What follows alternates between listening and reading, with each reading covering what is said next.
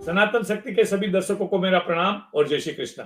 आज हमारे साथ अभिजीत आयर मित्रा, जो एम के नाम से भी जाने जाते हैं, वो है अपने बेबाक विचारों के लिए और अपने रिसर्च के लिए बहुत मशहूर है और उनको बोलना अच्छा लगता है और पब्लिक को उनको सुनना अच्छा लगता है। अभिजीत जी, आपका खूब खूब स्वागत।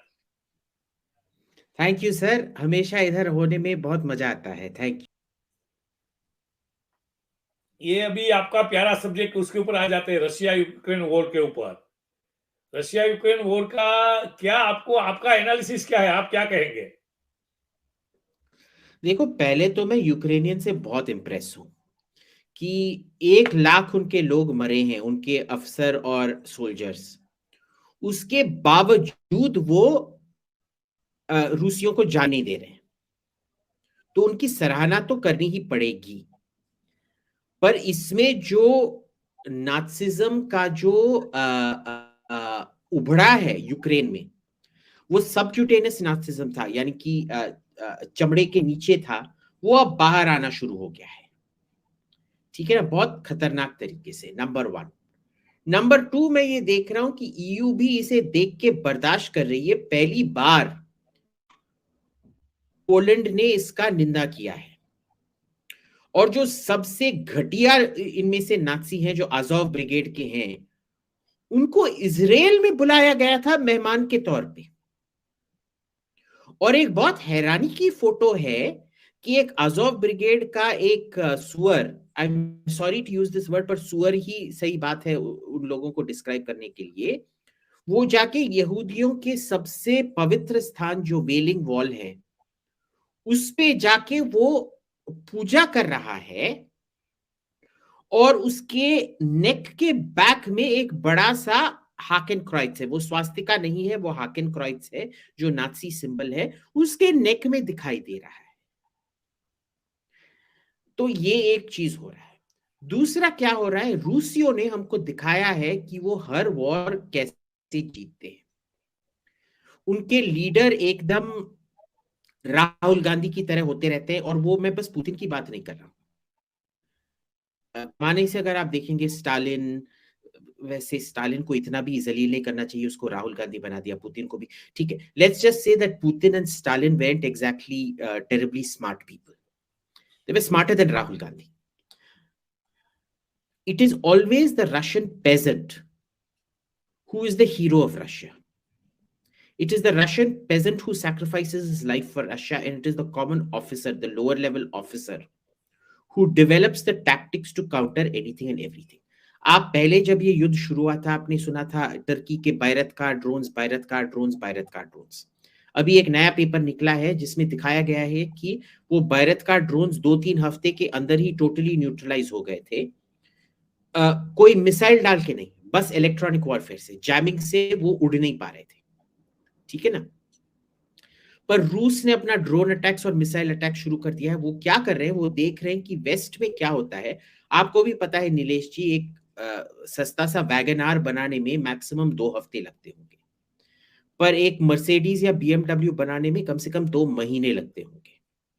ठीक है, तो जहां मारुति फैक्ट्री 10,000 वैगन आर 1 महीने में प्रोड्यूस करता होगा, बीएमडब्ल्यू या मर्सिडीज 1,000 से ज्यादा नहीं कर सकते। तो ये होता है क्वालिटी वर्सेस क्वांटिटी।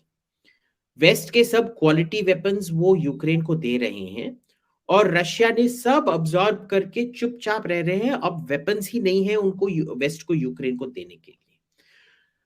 प्रॉब्लम क्या है रशिया के लिए अभी, कि ये जो सर्दी है, जितना भयानक सर्दी हम एक्सपेक्ट कर रहे थे, उतना भयानक सर्दी नहीं होने वाला है। तो जो रशिया का जो एडवांटेज है, जो टैक्टिक्स अडेप्ट करने से है, वो एक गर्म सर्दी के वजह से ज्यादा शायद एक्सप्लॉयटेशन नहीं होगा। इसीलिए मैंने पहले भी बोला है कि ये युद्ध कम से कम 2 से 4 साल चलेगा। इतना लंबा? ये बहुत लंबा, बहुत और लंबा। इसका रिपर्कशन क्या होगा वर्ल्ड के ऊपर? रिपरकशन क्या होगा सर, आप रूस को, तो रूस इराक नहीं है कि आप सैंक्शन लगा के, इराक तो सिंगल प्रोडक्ट इकोनॉमी था ना, बस तेल। रशिया से हर प्रोडक्ट आता है। आप कोई भी अगर मटेरियल साइंस में है, कोई ना कोई रेयर अर्थ या कुछ ना कुछ तो रशिया से ही आता है। आप रशिया को कंप्लीटली कट ऑफ कर नहीं सकते हैं। आस्ते आस्ते सब कुछ जो सैंक्शंस का रेजीम है वो आस्ते आस्ते से वीकन होना शुरू होगा। और क्या। अभी हमारे जो फॉरेन मिनिस्टर है एस जयशंकर बहुत जगह में अच्छा, जैसे लायन बन के उभर रहे सब जगह में, उसका जो जवाब होता है। अभी हम लोग जो साइप्रस में, तो टर्की को साइप्रस में अच्छा जवाब मिल रहा है मेरे ख्याल से। We are strengthening the case with the Cyprus and Greek, तो वो मेरे ख्याल से बहुत अच्छी मूव है। उसके बारे में थोड़ा पब्लिक को बताइए प्लीज। देखिए, मेरे को ना फॉरेन पॉलिसी कभी भी एक एलोक्यूशन कॉन्टेस्ट नहीं है। ये अच्छे अच्छे जवाब देना, पटाखेदार जवाब देना अच्छी बात है, पर आप भी ये याद कीजिए ये एकदम चुप थे जून तक। जब जून में सबको पता लगा कि सैंक्शंस काम नहीं कर रहा है तभी शेर गुर्राने लगा। तब तक तो शेर, जून तक तो शेर एकदम चुपचाप गुफे में चूहे की तरह बैठा हुआ था। ठीक है ना, number one. Number two, foreign policy नाम का कुछ चीज ही नहीं होता है। डोमेस्टिक पॉलिसी होता है जिसको अब्रॉड प्रोजेक्ट किया जाता है। आपका फॉरेन पॉलिसी कब पावरफुल होता है? जब आप ए एक इकोनॉमिक जायंट होते हो, या बी एक टेक्नोलॉजी जायंट होते हो, या सी एक मिलिट्री जायंट होते हो। जनरली मिलिट्री जायंट टेक्नोलॉजी और इसके इकोनॉमिक्स का इंटरसेक्शन होता है। जब तक वो नहीं बढ़ेगा हम ये स्पीच ही देते रहेंगे। देखिए, जो अभी जयशंकर कर रहे हैं वो किसी को भी वो कृष्णा मेनन अच्छा नहीं लगता था, जो नेहरू का फॉरेन मिनिस्टर हुआ, क्या नेहरू का मिनिस्टर हुआ क्या करता था ना, कृष्णा मेनन। जी। वो भी जाके बहुत चटकेदार जवाब देता था यूएन में। बोलता था तू इंपीरियलिस्ट है, तू ढोंगी है, तू धोखेबाज है, तू ये है, तू वो है। तो अभी और उसमें क्या फर्क है? उस टाइम हमारे पास पैसा नहीं था, मोदी नेहरू को जाके भीख मांगना पड़ता था हर स्टेट से, अरे बाबा पैसा दे दो, पैसा दे दो, पैसा दे दो करके। अभी भी हमारा फाइनेंशियल स्थिति तो बहुत ही बेहतर है। उस टाइम की तरह पाकिस्तान भिखारी बन गया, हम भिखारी नहीं है, पर हमारे पास वो इंडस्ट्रियल स्ट्रेंथ है नहीं है, वो फाइनेंशियल स्ट्रेंथ है नहीं है। हम सब बात करते हैं कि हम युआन में ये करेंगे, गोल्ड में करेंगे, पर रुपए में करेंगे कभी बात हुआ है? कैन रूपी ever be the standard currency of the world? Never. तो हिंदुस्तान में क्या होता है ना, लोग बात से ही बहुत उत्तेजित हो जाते हैं, बात से काम नहीं चलता है, कर्म से, करतूत से ही काम चलता है। उसमें मैं ज्यादा नहीं देख रहा हूं। तो ये इंटरनेट में ना हंसने की बहुत मजा है। देखिए, भाजपा जब भी राहुल गांधी का वो वीडियो बनाता है ना, राहुल गांधी तो खुद का दुश्मन है। मेरे को पता है बीजेपी आईटी सेल में बैठ के पूजा, रोज पूजा होता है कि भाई आज राहुल गांधी का स्पीच होना चाहिए, आज राहुल गांधी का स्पीच होना चाहिए, नहीं तो फिर हमको उसको मजाक उड़ाने के लिए मटेरियल नहीं मिलेगा करके। ठीक है, पर जितना मजाक उड़ाता है बीजेपी राहुल गांधी का, वो ग्राउंड वर्क भी करते हैं, ग्राउंड पे जाके काम करते हैं। इधर मैं देख रहा हूं कि रेटोरिकली हम बहुत कुछ कर रहे हैं, ग्राउंड पे क्या हो रहा है? अभी एफडीआई आपका आ रहा है क्या? फॉक्सकॉन बस आप में इन्वेस्ट कर रहा है क्योंकि ताइवान को स्ट्रेटेजिकली डाइवेस्ट करना है। उन्होंने डिसाइड किया है कि India, even though it is a risky market, we will invest to gain leverage over the Indian government so that Taiwan can gain leverage over the Indian government. ठीक है ना? जो भी चाइना से बिजनेस निकला था, कोई भी इंडिया आया नहीं, सब वियतनाम गया। वियतनाम क्यों गया? तो इसमें ना मजाक उठाना चाहते हैं 2-3 मिनट के लिए, सुन के अच्छा लगा, ठीक बात है, पर अल्टीमेटली ये उसी की तरह है जो पत्नी घर में आके बोलती है, अरे सुनो जी, मैं आप ही से प्यार करती हूँ, आपसे, आप मेरे देवता हैं, ये हैं वो हैं, और फिर पूरे मोहल्ले में चक्कर चला रही है मोहतरमा। पर आपको सुन के अच्छा लगता है, नहीं जी आप ही मेरे स्वामी हैं, मैं आपका रोज चरण अमृत पीती हूँ आपके, इसको बहुत अच्छा लगता है। पर असली में क्या चक्कर चल रहा है आपको क्या पता? आपका जो कल का इंसिडेंट परसों का हुआ राजौरी में, हमारे इतने भाइयों को आइडेंटिटी कार्ड देख देख के मारे जा रहे हैं, ठीक है? हिंदू की पहचान करके हिंदू को मारा जा रहा है। और मनोज सिन्हा उधर का गवर्नर ऐसा बोल रहा है कि ये धार्मिक नहीं है। तो ये क्या है? ये क्या हो रहा है आपके हिसाब से? कश्मीर में ये क्या हो रहा है? देखिए सर, कश्मीर में आधा चीज जो हो रहा है सही हो रहा है, बाकी का जो चीज हो रहा है बकवास हो रहा है। इसमें ना अब इन किसको दोषी ठहरा सकते हैं? हम तो थर्ड वर्ल्ड कंट्री हैं, जिनका थर्ड वर्ल्ड कंट्री की पहचान क्या होती है कि स्टेट का एनफोर्समेंट कैपेसिटी बहुत ही कमजोर होता है ना? तो उधर क्या हो रहा है कि इंटेलिजेंस सेटअप जो हुआ है, जो कम्युनिकेशंस मॉनिटरिंग सब कुछ बिल्कुल सही हुआ है, मोर और लेस सिक्योरिटी सही हुआ है। पर कोई भी देश ऐसा नहीं है जो हर एक बंदे को प्रोटेक्शन दे पाएगा। और इसमें क्या है कि क्योंकि एक किस्म से हम खुद अपने सक्सेस के विक्टिम्स हुए हैं, क्योंकि टेररिस्ट को जनरल टारगेट नहीं मिल रहा है, वो देख के चुन के लोगों को मार रहे हैं अपने रिलीजियस आइडेंटिटी के बेसिस पे, ठीक है ना? अब इस पे ये है कि जो ये अभी नहीं हो रहा है। आपको याद होगा 1 साल 2 साल पहले भी ऐसे हो रहा था, जहां वो बिहारी जो स्ट्रीट सेलर था उसको मारा गया था, जो ब्रिकलेयर था उसको मारा गया था, एटसेट्रा एटसेट्रा। अब जब आपको पता था कि ऐसे सक्सेस होने वाला है, आपको प्रोविजन होना था कि कश्मीरी पंडितों को और जो बाकी हिंदू हैं उनको थोड़ा एक्स्ट्रा सिक्योरिटी मिलना चाहिए। ऐसे भी नहीं है कि आप उनको पूरे दिन कंपाउंड में बंद भी रख सकते हैं, ये भी है। तो ये सब थोड़ा होना चाहिए था, जो नहीं हुआ है। But my issue here is, जो बहुत सारा इसमें एक्सप्लेनेबल है, जो एक्सप्लेनेबल नहीं है कि मनोज सिन्हा जी क्यों इसको ठीक तरह से एक्सप्लेन नहीं करते हैं, नंबर वन। दूसरा जो इसमें एक्सप्लेनेबल नहीं है कि जो जिहाद के जो ओवरग्राउंड वर्कर्स हैं, जैसे ऑल्ट न्यूज और ये सब, वो क्या करते हैं? कल ट्वीट कर रहे थे कि टोटल में 21 लोग मारे गए हैं पिछले 3-4 महीने में।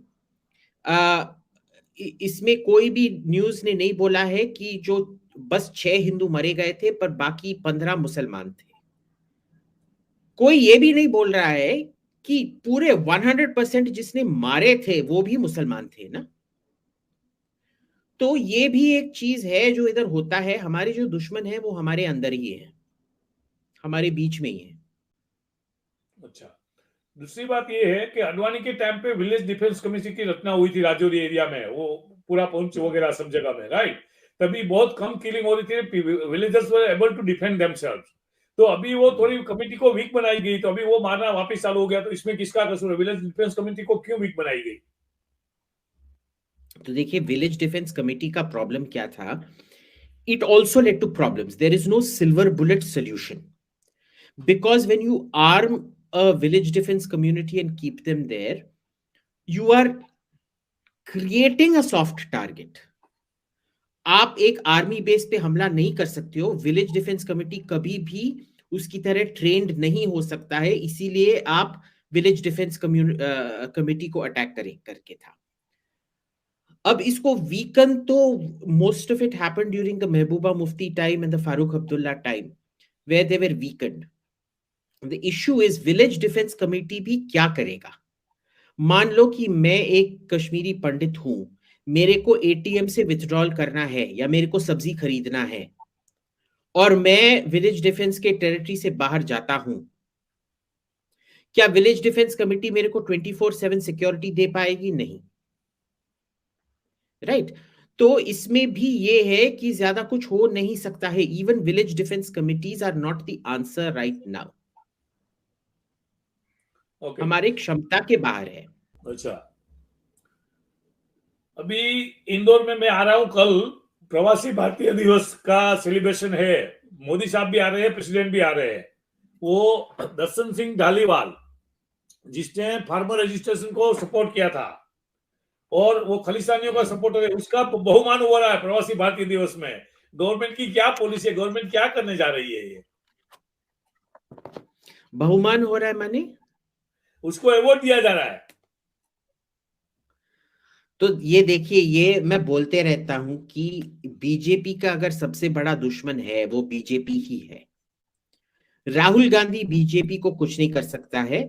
जिस दिन बीजेपी को सरकार से हटाने की निर्णय लिया, वो बीजेपी के अंदर से ही लिया जाएगा, बाहर से नहीं लिया जाएगा।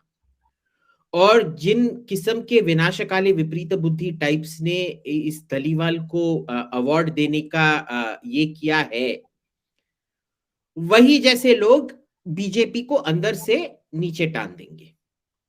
पर आपको भी पता है, मेरे को भी पता है कि बीजेपी का तो ये बहुत पुराना ये है ना, जो उनके मुंह पे थूकेंगे उन्हीं को वो सम्मान करते हैं, जो उनको प्यार करते हैं उनके मुंह पे थूकते हैं। अब हम क्या करें इसके बारे में?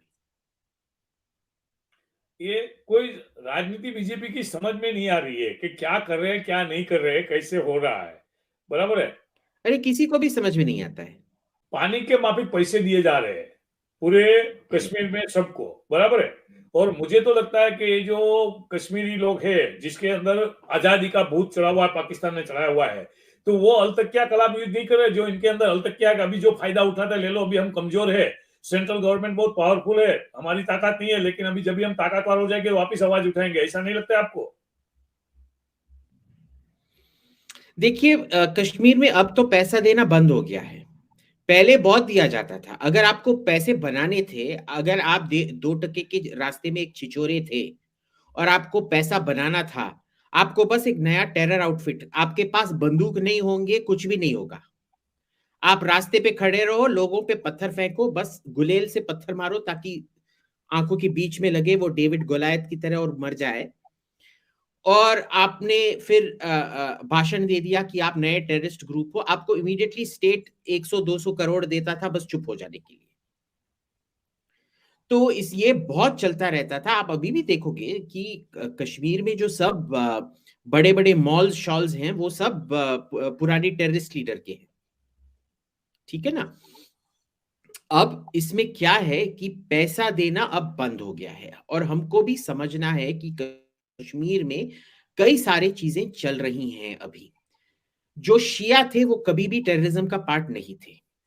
आपने देखा होगा कि कारगिल में शिया तो बीजेपी के लिए वोट करते हैं। ठीक है ना? अब तो बंटवारा हो गया है, कारगिल और ले अलग हैं और ये अलग है, कश्मीर अलग है। पर कश्मीर में भी पोस्ट बंटवारा कश्मीर में भी शिया are not part of this. ठीक है? So that is about 15 to 20% of the population is not part of this. सुन्नियों में भी एक क्या कहते हैं, एक कॉन्फ्लिक्ट जो ये है, कॉन्फ्लिक्ट फैटिग आ गया है। ठीक है? इसमें प्रॉब्लम क्या है, आप देखेंगे कि अब जो लोग आ रहे हैं बहुत ही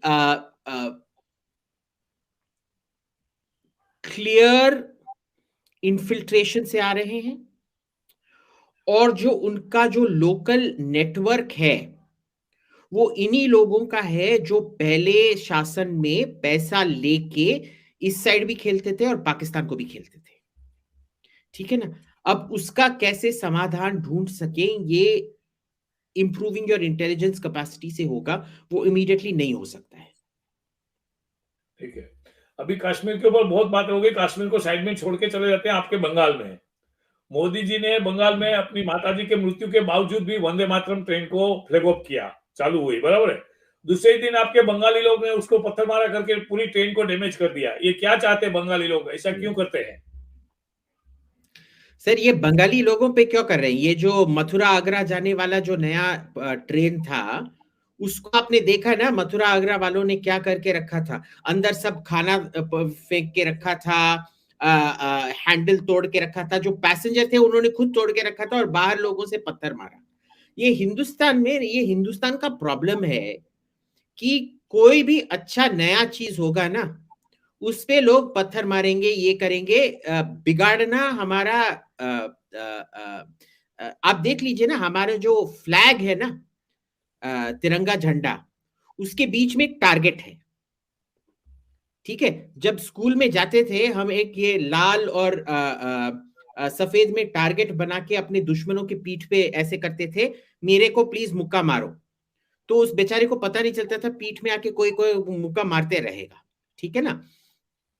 वैसे यहां है, जब आपके तिरंगे झंडे में ही एक टारगेट लगा हुआ है कि भाई आ बैल मुझे मार, तो ये टारगेटिंग कल्चर ही हिंदुस्तान का कल्चर है। जहां भी आप जाओगे, आपने देखा है ना, बिल्कुल नया सुंदर सा बिल्डिंग आएगा, उस पे बाहर 1 साल के अंदर इतने सारे पान के थूक के निशानी आएंगे, इतना सारा सुसु का बदबू आएगा आपको, और इतना सारा नया नया पोस्टर। कौन सा नया फिल्म निकला है? दीवार नहीं, दीवार तो पुराना फिल्म है। अभी नया फिल्म क्या है? सर्कस।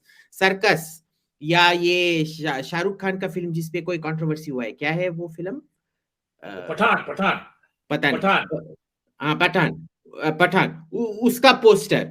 सुंदर से बिल्डिंग पर भी ये होता है, गवर्नमेंट बिल्डिंग पे भी जाके देखो, वो पान का थूक, सुसु का स्टेन, हर चीज होते रहता है।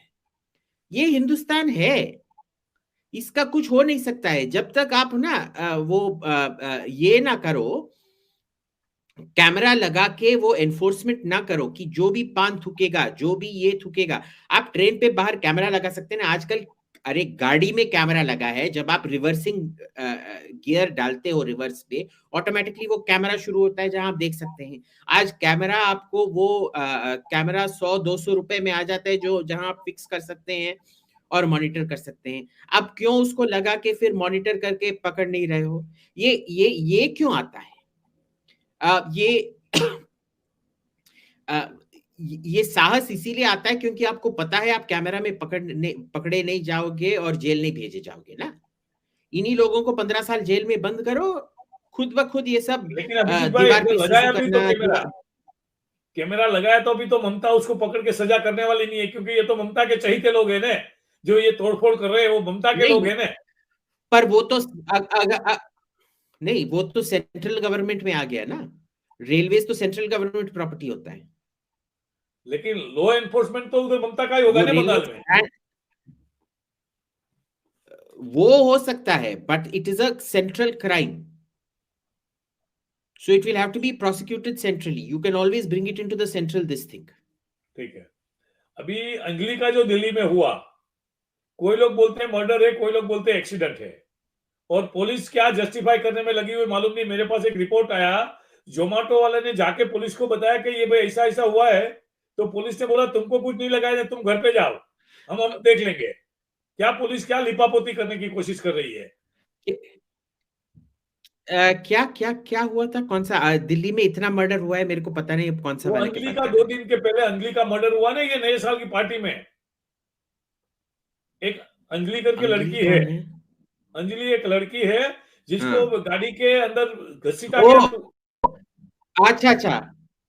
अरे सर, वो मर्डर कहाँ है? वो तो बेवड़े थे सब, उनको पता भी नहीं चला। उन्होंने कोई ये इसको मारा है, किसी को स्कूटर पे मारा है, उन्होंने देखा भी नहीं। उसके अगर बेवड़े लोगों का वो सेंसरी डेप्रिवेशन होता है ना, जब आप पीते हो, आप परसीव नहीं कर सकते हो कि क्या हो रहा है। कोई चिल्ला रहा होगा नीचे, बचाओ बचाओ बचाओ करके, आप सोचोगे कि रेडियो चल रहा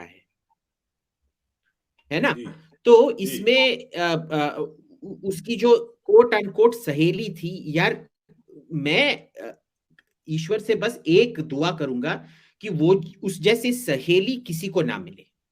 उस सहेली ने देखा, क्योंकि वो उसके पीछे पिलियन पे राइड कर रही थी, उसने देखा कि इन बेवड़ों ने आके उस गाड़ी को मारा, वो उसके नीचे फंसी है, और वो इतनी डरी हुई थी, उसने ना ही तो पुलिस को बोला ना ही तो किसी को बोला, वो घर भाग के चुप रह गई। तो ये आपके हिसाब से प्योरली एक्सीडेंट है, है मर्डर ना? नहीं है? हाँ बिल्कुल प्योरली एक्सीडेंट है। और दूसरी बात इसमें क्या है, वो लड़की अपने आप को बचाने के लिए बोल रही है नहीं नहीं नहीं, इन इन लड़कों को पता था उन्होंने क्या किया। इसको कैसे पता होगा कि उनको पता है कि उन्होंने क्या किया? वो क्या उसके अंदर देख सकती थी? एक्सीडेंट तो ऐसे होता है ना। एक्सीडेंट क्यों होता है? क्योंकि आप देख नहीं पा रहे हो। तो ये एक्सीडेंट है। बेवड़े लोगों ने ये किया, इसीलिए ड्रंक एंड ड्राइविंग खराब है। अब इन्होंने ड्रंक एंड ड्राइविंग किया, अब इनका जिंदगी खराब, ये सब पांचों के पांच जेल में सड़ने वाले हैं अगले 15 साल के लिए।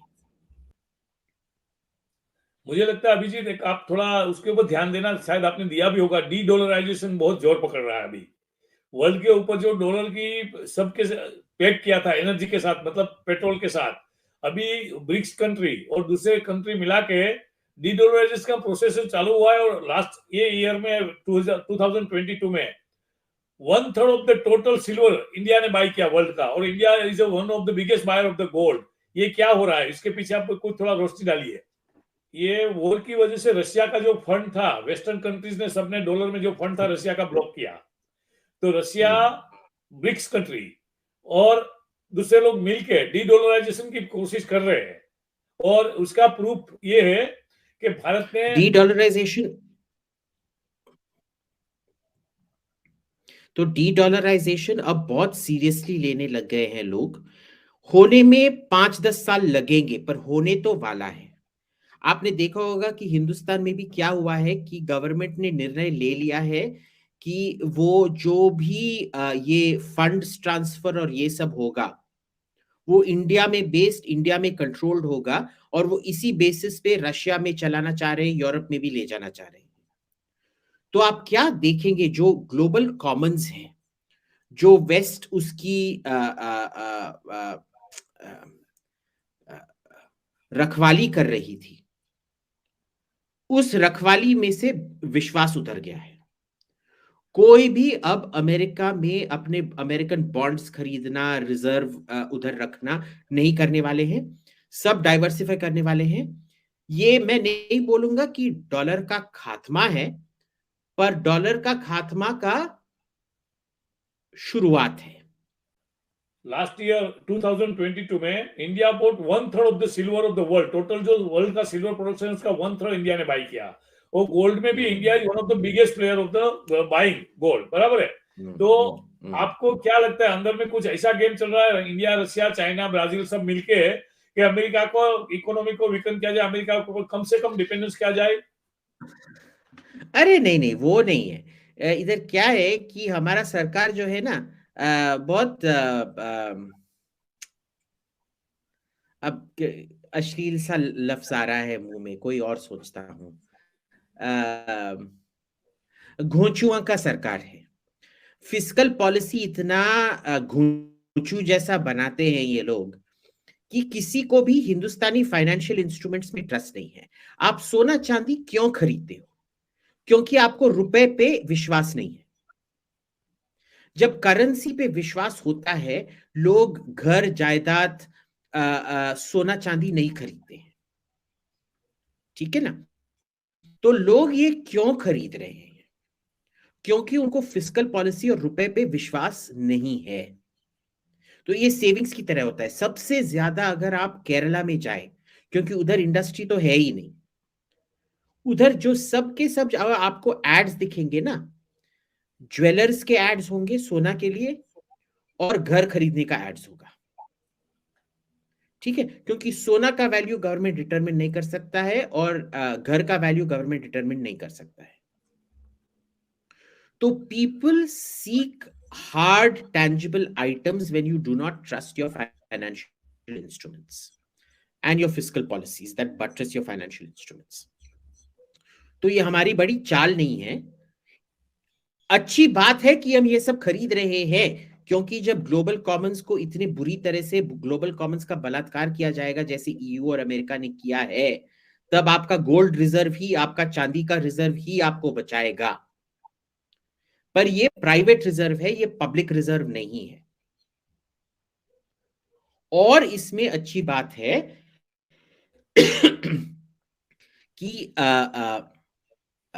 ये कोई प्लान के मुताबिक नहीं हो रहा है, पर इसके पीठ पे कोई प्लान बनाया जा सकता है बाद में। नहीं, इसमें रिजर्व बैंक बाय कर रही है अभिजीत, शायद आप थोड़ा और ज्यादा ध्यान दो। रिजर्व बैंक बाय कर रही है, नहीं नहीं, वो रिजर्व बैंक नहीं, there is a huge amount of private demand, but most of the demand is still private demand. It is still not public demand. And that has always been the case here. Now, gold right now is a very good investment because gold as a commodity is going to rise, because gold fundamentally, if you look at the gold market over the last years, it's been rising. But private demand has also escalated, which is the thing you should be focusing on.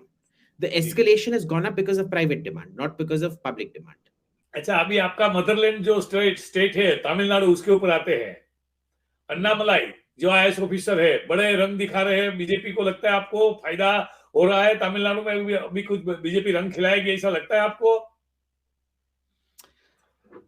रंग खिलाएगी, my worry is that it is मेरे को पता नहीं है, मैं ground worker नहीं हूं, पर मेरे एहसास से ये बहुत फॉल्स पॉजिटिव्स आ रहे हैं। Media attention is not the same as getting votes on the ground, और तमिलनाडु बहुत ही कास्ट स्टेट है। आप बिना कास्ट पॉलिटिक्स खेले उधर जीत ही नहीं सकते हैं। जो अन्नामलाई ट्राई कर रहे हैं वो क्लासिक हिंदुत्व है कि आप अपना हिंदुत्व, अपने हिंदू आइडेंटिटी को अपने कास्ट आइडेंटिटी से ऊपर रखेंगे। अभी तमिलनाडु में क्या है, कास्ट इधर है, हिंदू इधर है। बाकी हिंदुस्तान में क्या हुआ है, कांग्रेस के वजह से और बीजेपी की वजह से, हिंदू होना इधर है, कास्ट इधर है। अब ये जो है, ये ब्रिज हुआ है या नहीं हुआ है, ये तो बस इलेक्शन में ही पता चलेगा। बट अन्नामलाई रिपोर्ट मिलता है सब मीडिया वगैरह में, इज गेनिंग ग्राउंड, सब लोग उसको ज्यादा फॉलो कर रहे हैं, अच्छा फॉलो कर रहे हैं उसको। अच्छा फॉलो करना है, अच्छा है, but will it translate into votes? Rahul Gandhi को भी अच्छा मीडिया मिलता है ना। हाँ, आई एम नॉट अलग अलग है। राहुल गांधी तो एक नंबर का पप्पू है, और अन्नामलाई जो इंटेलिजेंट आदमी, आपके माफिक विचारिक है, रिसर्च के। नहीं, Annamalai is intelligent, but remember intelligence doesn't get you votes, right? Ultimately, between caste and intelligence, people will vote for caste. मेरे को अन्नामलाई पे बहुत विश्वास है, पर मेरे को तमिलनाडु पे उतना विश्वास नहीं है कि वो अपना कास्ट पॉलिटिक्स छोड़ पाएंगे इतने आसानी से।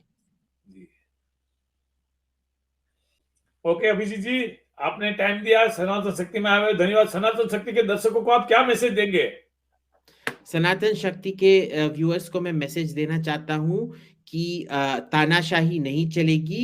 राहुल गांधी देश के नेता और सब भारत जोड़ो यात्रा में शामिल हो, और राहुल गांधी ही को ही प्रधानमंत्री बनाए। Thank you.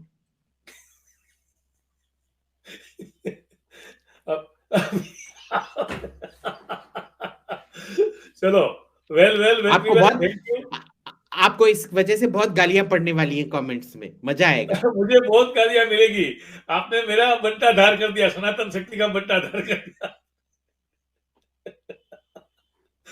कोई बात नहीं, चलो फिर भी आप हमारे प्यारे हैं, और आप अच्छे रहे, आप उकाड़ा पीते रहिए और सबको पिलाते रहिए। Thank you sir, thank you, bye. सनातन शक्ति के सभी दर्शकों को विनंती है, आप हमारे वीडियो देखिए। अभिजीत आयर मित्रा जी से ब्रिलियंट लोग हमारे पास आते रहते हैं, उनके विचार सुनिए, देखिए, समझिए, और ये वीडियो को लाइक करिए, शेयर करिए, और हमारा सहकार बनाते रहिए। धन्यवाद आपका।